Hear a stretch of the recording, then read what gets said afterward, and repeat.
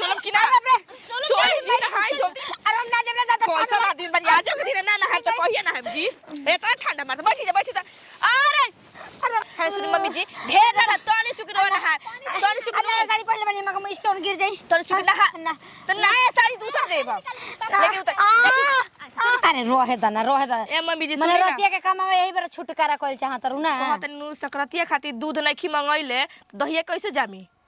अरे तो खोह द ले आवो तो कितना आई बताओनी है नाही 5 लीटर जमाल जी नीमन से आवट के बैठावल जी ओकरा के ना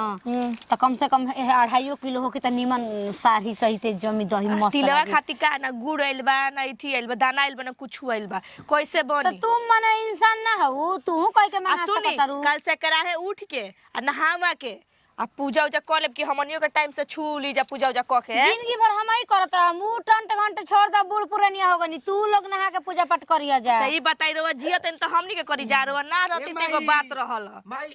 हेने बन तो चिला त नती घर में हइले 5 लीटर दूध लेके आ गेल बा देख रे गिरे मम्मी जी कैसे जानतनी अरे मने काले बोलो ना कहत रही दूध के बात करत रही कि मने मिलित कहीं से त आ जाई तो ठीक है कहला से जाके लिया देला सब पहले ही तो एगो के खौला दी न आ बढ़िया से अमट के तू कह दे जा याद पड़ी कि जम जाए के चाही काहे कि सुबह मम्मी नहा जी आके रहुए जोरन डालबे में हमरा ना बुझाला जोरन डाल देम अब बिहान याद रखब कि नहा लेम अरे हमारा नहीं करे के रे पतो ही करिए सब बूढ़ा में तो हम जिंदगी पर करत हम ना मजाक मत करी बिहाने के बाद बिहाने नहा के देखब तू रहुआ करिए जा पूजा पाठ हम बड़ बनी पहले पैसा रहल हल अरे रहल हम मिलत ना रहल ह वो कहसहू कि हम दीपिका के माई से मांग लेनी ह तो आ मिल गइल ह 2 दिन 3 दिन पहले ही से आदमी एथु करता जेके दही जमावे के बाटे तो उ अपन भाई व्यवस्था करबे ना करी ना बड़ा पैसा ले ली हऊ आ हां पनियो मिला देबे ले चल ठीक बा दही जमावे के तैयारी कर अब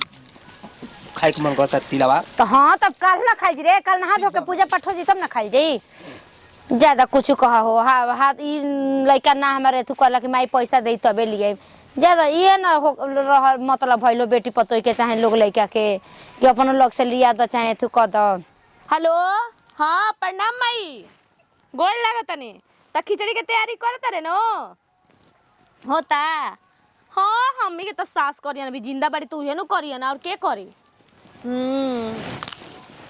ना मम्मी जी सब कुछ करेला हमी के कुछ ना कर सब कह के दे दिला जा वे सब पूजा पाठ करेली हमी के ना का बतिया तारू हो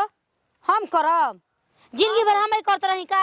अरे माई या मम्मी जी कान खोल के सुन ला जा दोनों जनी नहा के आ लीप पोत के नहा धो के आ पूजा पाठ कर दिया जा बढ़िया से कुल लिया देल बनी अगरबत्ती हरदी दाल सब एथु क के कुल पूजा पाठ कर दिया जा चढ़ा दिया जा रवा ना कर मम्मी जी तब बड़की दीदी करियन अभी रवा पाटे तो उहे नु बड़ी हम नहीं जानता नहीं दोनों जनी में से केनो जने में दादा पूजा पाठ में दादा दादी कल जाला पूजा आदमी करेला अपना खाती न पागल बौरा काहे की मम्मी जी करेन क्यों ना का मम्मी जी कर जिंदगी भर मम्मी जी जियते रहे अरे हमार काले बरसरा पाकल हम के आज बानी कल टपक जाई हमार काले ले बरु जा नहीं मम्मी जी हमार उम्र लग जाबी जिंदाबाद अरे ना ये दादा ना अब हमारा टाइम हो गल हरियर की मारुति पर जाए जो ठीक ना अब वो तना न ते तू कर जा लेकिन मम्मी जी के ना कुल चीज में मम्मी जी के नाम आवत रहता मम्मी जी है करी मम्मी जी हो करे मम्मी जी का करी हम चौरा है बिन लीनु देख दीदी जी के कही हमरा के मत कही कान खोल के सुन ला बड़ बड़ तू नहा धो के आ सर से करा पूजा पाठ कर दी रे मर जब तबे करे हम देखत नहीं की ये तनी नु तो करे के पड़ी हां त आज बर जान जी है जा कल जान जी है कि बड़ी त्योहार के दिन बुढ़िया मरिया गल बिया हमारे पता है 2 दिन ना चली ठीक ना हमारे को पानी ठंडा लगता मम्मी जी बोला तनी अरे तो खेला जाते 6 महीना में करना हइले हो गई उ पानी के पीछे पारन तेगो तड़िया पर कि नहाए के पड़ी तो लेकिन काल सोच ले अगर ई ना छुअली तो हम पूजा पाठ ना करब आई नहायन तबे होई कुल काम क के अभी आजे धले तनी आ तेउ जो इति कुल का सफाई फाई घर में कर दे वो लेके छुटला मार से जूठा काटा ठीक बा दीदी जतन कह दे बड़ी पोछी पानी नहीं खिला के दे जो मैं तब कहत रही बड़ किए करी और ई काम खातिर नहीं खिला नहा अरे आलू बाल के बर मकुनी बना दो आलू बाल कर खाए खातिर खूब जीव उनका नौ हाथ के रहता लेकिन और ये चीज में मन एकदम घसकावत रहतड़ी बताओ एगो साड़ी उनका कितना दिन पहला हो गल देही पर फाट गल लेकिन निकलली ना हां आ खाली साल ओढ़ के दिनो रात घूमत रही पूरा गांव भर ओ खातिर नहीं के बुढ़ाई आ काम खातिर बुढ़ाए तड़ी एकदम में और तुम फटाक बना के धो तनी बिहाने करियन त करियन न त हमहू छोड़ देबो हिया बतावा हे तना बेरा हो गेला सकरात हो बूढ़ी के ई खबर नहीं खेनु कि नहा धोवा ली या पूजा पाठ कर दिए छूली ना न हयन ना हमनी के पूजा कर दिहन काइन केने गइल बड़ी गांव में घूमे हां उनके ई खबर बाटे दू दू गो पतोई भाई समय लिप पोत के आंगन उंगन ठीक कर देनी जा ठंडा लगता कि ना ये का पता तो पीले कुकुर का पिछाना बैठल बा अया हमें ये दादा ई का कोन मेरी मम्मी जी कोन न तू घर हो दादा ओ शीतलहरी पर का बोल बाजी हां का बोल बा बुखार धले बा हां तो ये तो पले बाजी का बोल बेटे बाप रे चल नहाई पड़े तो नहाई तो और हम ना नहाई कोनिया ना नहाई पूजा करे बा और हम ना नहाई और हम ना नहाई ना छू हमरा तो कैसे हमनी के नहाब जा करे जा तरी माई ए हटी गोजा पानी जी रवा जब एन करब तो हमनी के ठंडा ना लगी अरे दादा हम ए मम्मी जी चली ना नहाई जल्दी हमनी को भूख लागल बाटे कुछ खाए जा उठ नहीं दादा अरे मर जा ना नहाए के पड़ी पानी भर के हम ना नाम सकरात के दिन बोले रवा के नहाए में करे बात कुछ पानी भर के उतर गिर जाए कटिया बज रे दादा जल्दी उतर जल्दी पानी भर के आओ कनिया ओढ़ाना लेके जब नहाए खातिर ए छटकी जल्दी अब बुढ़िया के टांग के लेके चल नहावा अरे तो अब से नहाए के इंतजार कर भूखा मरत बुढ़िया को नहाए के नहीं कहत नहीं ना तो कैसे नहाई अरे ना नहीं रे दादा ये पानी गरम है चली छोड़ से तनिया बहर सी जा तनी बहुत नहीं खेता के नहाए के पहले अरे दादा अरे चलम कि ना छोड़ जी नहाए जल्दी अरे हम ना जब दादा कैसा ना दिन बनी आज के दिन ना नहाए तो कहिए ना हम जी ए तो ठंडा मार बैठी जा अरे बात सुनी कहा दैनु बस एक के लोटे नहाए ओतने से पूजा पाठ हो जाई ओकरा बाद रुक रे रुक ना हम जा तनी गोड़ पकड़ तनी तो हम लोग हम गलत ना को महीना पर 6 महीना हो गए ना होइले आज तक रात हो आज तक हवा चाहिए खाली ओला पहले सब जगह अरे करिया बाबा अरे यो दादा आज तो अनुष्का बस हो गई मम्मी जी अरे दादा मर बस ली एक लोटा हो गई ली चली मैं चलो होय दादा देखो हम कहां मम्मी जी कुछ बोल रहे यही में बाड़ी और कहां बाड़ी ए मम्मी जी मैं अरे तब से बेचैन रहनी है जी आया बे आ गेल तब ना छुआ तक ना कुछ छू लिया ओकरा बस खा ली चौरा छुली उठा अरे रामा मम्मी जी अरे को बोल मम्मी जी अरे मैं तबीयत खराब खाली आई छूली अरे मैं मम्मी जी अरे छूल चौरा छुई ओखिया निकाली बस ई का करतनी जी अरे मुंह ठंडा लगता माई चौरा छुई ऐसन हम ना देखलो नहीं है भगवान 6 महीना पर आतन ते ई हाल बा पाछड़ी छुई आलू या छुई अरे दान करला ना हजी